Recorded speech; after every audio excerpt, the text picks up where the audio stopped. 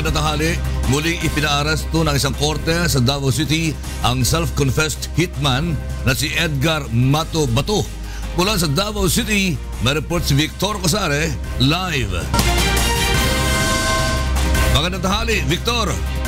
Lakay hindi muli nakarating ngayong araw sa itinakdang arraignment sa kanyang kasong illegal possession of firearms ang self-confessed hitman na si Edgar Mato Bato. Tanging ang kanyang abogado na si Attorney Jude Sabio ang humarap sa pagdinig ng korte. Ayon kay Sabio, hihilingin nila kay Judge Silverio Mandalupe ng Municipal Trial Court in Cities Branch 3 sa Davao City na ipagpaliban muna ang arraignment dahil may nakabinbin silang mosyon sa Korte Suprema para ilipat sa Metro Manila ang venue ng pagdinig sa kaso ni Mato Bato sa halip na sa lungsod ng Davao dahil sa isyu ng seguridad ng kanyang kliyente.